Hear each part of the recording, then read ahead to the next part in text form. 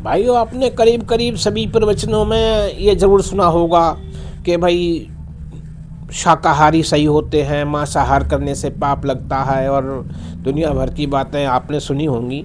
तो ये मैं ये सोचता हूँ कि ये शाकाहार मांसाहार चूरन चटनी वाली बातें ये अपने ही धर्म में क्यों, या अपने ही धर्म प्रचारक या संत जो भी हैं यही क्यों करते हैं। और तो मैंने शायद ही कोई मैंने ऐसे कहते सुना हो कि वो आपके खान पान की बातें, चूरन चटनी की बातें, ये बातें वो बातें पर ज़्यादा पूरा 4 घंटे प्रवचन में 2 घंटे ऐसे ही निकाल देते हैं, बजाय ये बताने के कि आपके हित में क्या है, आपको किस तरह से जीना है, आपको कैसे समाज सुधार हो सकता है, कैसे आपकी स्थिति में सुधार हो सकता है। ये बातों से तो कोई मतलब है नहीं। वही अगला जन्म पिछला जन्म, और ये करोगे, अगर मांसाहार करोगे, किसी की जीव हत्या करोगे तो आपको ये पाप लगेगा। अब एक तरफ कहते हैं ये कि भाई सारी आत्मा जो है, जो 84 लाख योनि हैं, सब में आत्मा विद्यमान है और सबको ईश्वर ने बनाया है, सब एक समान है।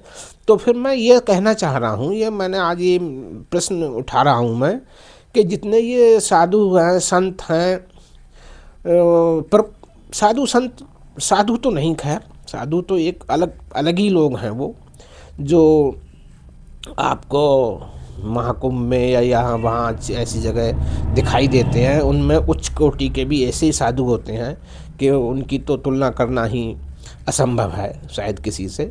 लेकिन ये जो इस तरह के तमाम कथावाचक हैं, प्रचारक हैं, ये हैं वो हैं, ये इस तरह की बातें ज़्यादा करते हैं, ठीक है। और आपने यहाँ एक बात और भी है, आपने देखा होगा जो हमारे जो कुछ ऐसे संप्रदाय भी हैं जैसे कि जिसमें अघोरी लोग वगैरह आते हैं, तो उनकी तो शक्ति बहुत ही ज़्यादा वो मानी जाती है और उनकी मान्यता भी बहुत ज़्यादा है, और वो शिव के वो उपासक होते हैं। तो क्या वो गलत हैं? बस मेरी समझ में यही नहीं आता है कि भाई ये जिस भी प्रवचन में आप जाओगे तो वो आधा टाइम तो आपका इसी बात में निकाल देते हैं, कुछ मीठी मीठी बातों में, कुछ मीठी मीठे भजनों में, और कुछ रस भरी बातों में, ना कोई वीर रस ना कोई ज्ञान इस तरह का कि जिससे आपका जीवन सुलभ हो और अच्छी तरह से व्यतीत हो।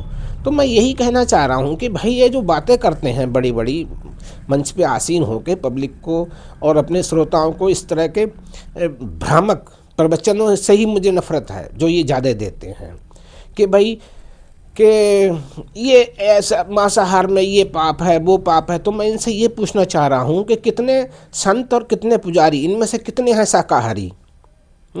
आप तो सब आत्माओं को समान ही मानते हो, 84 लाख, तो 84 लाख में तो जीव जंतु पशु सभी आ गए।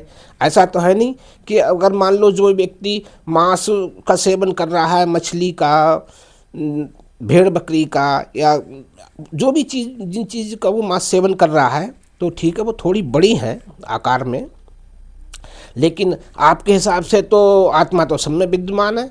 और आप जो तमाम वो खाते हो ड्राई फ्रूट वगैरह, क्या उनमें सूक्ष्म, मैं उन जीवाणुओं की भी बात नहीं कर रहा हूँ, ना शुक्राणुओं की कर रहा हूँ, ना जीवाणुओं की कर रहा हूँ मैं, ठीक है। मैं उनकी बात कर रहा हूँ जो प्रत्यक्ष चलते फिरते दिखाई देते हैं, ठीक है। चाहे वो कीट पतंगे हों, चाहे वो कोई भी हो सकता है भी। आत्मा तो आपके हिसाब से, जिस तरह से आप भ्रामक प्रवचन देते हो कि भाई सब जीवों में एक समान आत्मा है, उस हिसाब से मैं बात कर रहा हूँ। तो आत्मा तो उनमें भी है, जो आप इतने शायद ही कोई ऐसा फल हो जिसमें इनका ये कीड़े मकोड़े ना पड़ते हों, और आप कितना भी देख के खा लो, कभी न कभी आपने ज़रूर उनका भक्षण कर लिया होगा, चाहे धोखे से चाहे कैसे भी। इसी तरह को ऐसा शायद ही कोई ऐसा ड्राई फ्रूट हो जिसमें कीड़े मकोड़े नहीं पड़ते हों, मैंने खुद देखे हैं। तो वो भी आपके पेट में ज़रूर गए होंगे, और वो भी ऐसे नहीं गए होंगे जैसे कि जो मांसाहारी लोग हैं वो तो साफ़ सुथरा करके खाते हैं, और आपके पेट में तो वो सीधे हाथ पैर नाक मुँह आँख शायद सब पूरे शरीर ही चले गए, तो आप फिर कैसे शाकाहारी रह गए? अच्छा, इन सब बातों को भी छोड़ो। जो पूजा का मुख्य या बहुत सारी जगह वो जिसका इस्तेमाल करते हैं हम लोग, जैसे भोग लगाते हैं, हैं, और वैसे भी इस्तेमाल करते हैं। बेसन है, बेसन चना से बनता है, तो ये कौन नहीं जानता है कि चने में अगर आप कुछ दिनों चने को रख दो, देखो उसमें कैसे कैसे घुन पैदा हो जाते हैं। तो क्या वो बेसन बनाते समय सारे साफ कर दिए जाते हैं? कितने उनमें रह जाते हैं? उसे भी छोड़ो।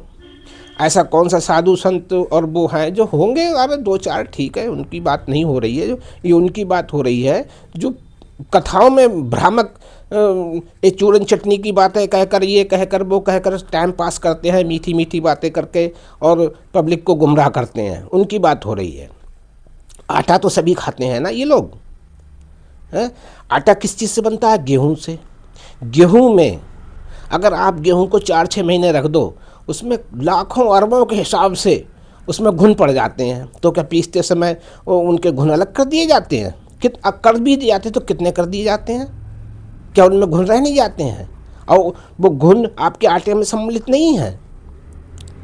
तो आपने तो, हमने तो, जो मांसाहारी लोग हैं वो तो फिर भी साफ़ सफाई करके खा रहे हैं उस चीज़ के लिए, और जो ज़रूरी चीज़ है वही खा रहे हैं। आप तो पूरा जीव के जीवी आपके अंदर वो जा रहे हैं, वो भी असंख्य संख्या में। तो फिर इन बातों का क्या महत्व है? आपने अपने इसमें मतलब अपने ही लोगों द्वारा ऐसी बातें करते सुना है, या किसी अन्य धर्म में है और लोगों को भी ऐसी बातें करते सुना है? ये चूरन चटनी, मांसाहार शाकाहार, खाना पीना, ये वो लोग तो केवल इसी बात पर अपने चर्चा करते हैं कि भाई ठीक है, अपने ईश्वर में श्रद्धा रखो, अटूट श्रद्धा रखो, कैसे हमारा धर्म बढ़े, कैसे हमारा ये हो, कैसे हमारा वो हो, कैसे हमारा जीवन व्यतीत हो, कैसे हमारी घर की योजनाएं हैं, ये हैं वो हैं, कैसे किस तरह से भाई महापुरुषों का ये काम होता है कि उनके लिए कुछ इस तरह की सलाह मशवरा दें कि उनका जीवन अच्छी तरह से बीत सके, ना कि इन्हीं बातों पर केवल जब भी देख लो इसी तरह की बातें। तो मैंने यही कह रहा हूँ मैं कि भाई ठीक है, जो मांसाहारी हैं वो तो हैं ही हैं, लेकिन आप कैसे शाकाहारी हो सकते हो? आप शाकाहारी कैसे हो सकते हो? फिर इस बातों को भी छोड़ो, चलो ठीक है, आप इन चीज़ों का भी सेवन नहीं करते हो। ये जो आप दवाइयाँ खाते हो, ये दवाइयाँ किस तरह से बनती हैं? कभी इसका भी रिसर्च कर लो। और सब बातों का तो रिसर्च तो आप करते ही नहीं हो। रिसर्च करोगे तो इस तरह की बातों का कोई वर्णन नहीं है, जिसका मैंने शुरू में ही कह दिया। और हमारे अघोरी बाबा हैं, वो सबसे बड़ी जो हमारी शक्ति है भोलेनाथ, उनके उपासक हैं। तो इसका मतलब ये है कि, और वो तो हर चीज़ को समान मानते हैं, तो फिर वो ही गलत है। ये भ्रामक बातें करना छोड़ दो, और इस तरह की बातें करो जो और लोग करते हैं। और जो कम से कम ये तो देखो और लोग क्या कहते हैं, किस तरह की बातें करते हैं, क्या सलाह करते हैं। तो ये मीठी मीठी बातें, ये बातें वो बातें, आपका अगला जन्म, आपका पिछला जन्म, और आपकी शादी पहले ही निर्धारण हो चुकी है, ये पहले हो चुका है, वो पहले हो चुका है, ये आपको कोई कष्ट है तो ये पुराने जन्म का है, ये अब ये आप खूब दान पुण्य करो, ये करो वो करो तो आपको अगले जन्म में फल मिलेगा। क्या भाई हैं? और फिर और अक्सर ये भी आपने कहते सुना होगा, हैं, अरे इस लोक में कौन है आपका?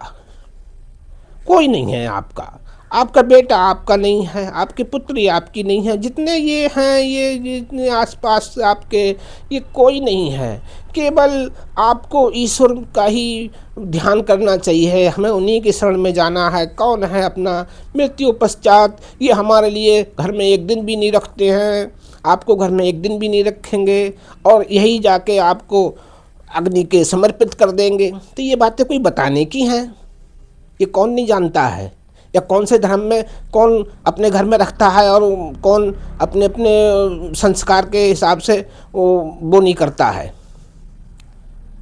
क्या भाई समझ में ही नहीं आता है कि ऐसी ऐसी बातें कि ये माया है, ये मोह है, ये है, ये वो है, और खुद अपनी तरफ भी तो देखो। तो ये सब बातें मत बहकाओ पब्लिक को भाई, मत इस तरह की बातें करो। अगर आपके पास लोग आते हैं, आप में लोगों की श्रद्धा है, ठीक है, तो उनका जीवन सुलभ बनाने का प्रयास करो। कैसे अपने विकास हो, कैसे धर्म का विकास हो, कैसे देश का विकास हो, ये उपयोगी बातें करो। उपयोगी, ये भ्रामक बातों से, भ्रामक उनसे कोई फ़ायदा नहीं है। सबसे ज़्यादा तो इसी पर जोर दिया जाता है कि जीव हत्या पाप है, ये पाप है, वो पाप है। तो फिर जीव तो सब बराबर हैं, तो आप पाप नहीं कर रहे हो। फर्क इतना है, हम बड़े का भक्षण कर रहे हैं, आप छोटे का भक्षण कर रहे हो। तो इन बातों का क्या अर्थ है बताइए। तो इन सब बातों पर हम सबको भी विचार करना चाहिए कि क्या हम यही बातें सुनने को जाते हैं, इतनी इतनी दूर प्रवचन सुनने या ये सुनने या वो सुनने, ये बातें तो पहले से ही पता हैं। ये सब सुनने के लिए वहाँ पर जाते हैं हम। कम से कम इस तरह का कोई मार्गदर्शन मिले कि भाई ठीक है, ये होना चाहिए, वो होना चाहिए, ऐसा करो वैसा करो। वही घिसी पिटी कहानी, वही सारी वो अगले जन्म की, पिछले जन्म की, आप ये थे और वो थे और वो थे और वो थे और वो थे। तो ये इन सब बातों में कब सुधार होगा? ये सुधार जब ही होगा जब इनका बहिष्कार किया जाएगा। जो सुनने वाले हैं ना, वहाँ पर जाएंगे ही नहीं कि यार वही जिसके पास जाओ वही उसी तरह की बातें, जिसके पास जाओ उसी तरह की बातें, फिर क्या ज़रूरत है जाने की। ये बातें तो हमें वैसे ही पता है कि हम ये करेंगे, हमारा कोई भी नहीं है, और मरने के बाद में हमारे लिए हमारे घर वाले ही आग लगाएंगे, ये है वो है, दुनिया भर की कहानी। माया से मुँह मत करो, इससे मुँह मत करो, समझे।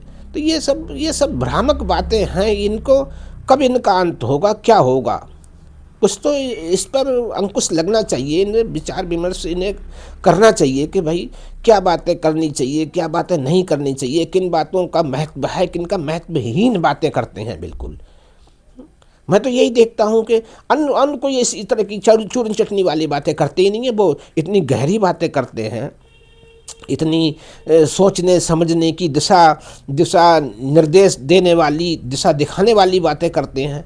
और यहाँ केवल वही दिनचर्या की उसकी कोई बात ही नहीं है। हमेशा लंबी बात मिलेगी तुम्हारे लिए, इस जन्म से लेकर उस जन्म, उस जन्म से लेकर उस जन्म, और या तो मृत्यु की मिलेंगी, या जन्म की मिलेंगी, इसकी मिलेंगी या उसकी मिलेंगी। जो सामने है, जो इस समय जो वर्तमान है, उसकी कोई मतलब नहीं है, ना उसकी कोई बात है। तो भाई इन सब बातों पे जागरूक होने की ज़रूरत है। मैंने पहले भी कहा है कि भाई ऐसे लोगों के पास जाओ, ऐसे लोगों की बातें सुनो जो वो एक तरह से अपने हर जगह से प्रमाणित हैं, उनकी कुछ वैल्यू भी है, और कुछ जैसे कि मैंने पहले भी ये बात कही है कि मान लो हम कहीं जाते हैं तो डॉक्टर की डिग्री भी देखते हैं, उनकी मान्यता भी देखते हैं, ये कितने पढ़े लिखे हैं, कहाँ से आए हैं, क्या हैं ये, तब हम उनके पास जाते हैं। और हम में क्या चल रहा है, कोई कहीं भी कुछ भी अपनी जरा से वो लेके बैठ जाए और मैं थोड़ा सा प्रचार करवा दो मीडिया के थ्रू, और बस वहीं पर शुरू हो जाती है कहानी। वही सारी भ्रामक बातें, कोई नई बात नहीं, कोई भी नई बात नहीं, वही रटी रटाई। 10 लोग हैं, 10 तरह की बातें हैं, ठीक है। और अगर एक किताब के अनुसार ही सब चलें, एक ही किताब को पढ़ के चलें, तो ये नए नए विचार कहाँ से उत्पन्न हो, लोगों के दिमाग में क्यों भ्रम पैदा हो। एक बात रखो, एक ही बात को फैलाओ। अगर ठीक है आपको अपना प्रचार करना है, ये करना है, वो करना है, लेकिन उस दायरे में तो रहो। अपनी अपनी नई बातें तो उसमें मिलाते चले जाओ, जो भी आता है उसमें अपनी नई बातें, जैसे कि उसमें अपनी जो भी बात है वो इसमें मिला दी, जो भी बात है वो इसमें मिला दी। इस तरह से क्या हो रहा है, कितने भ्रमित हो रहे हैं हम लोग।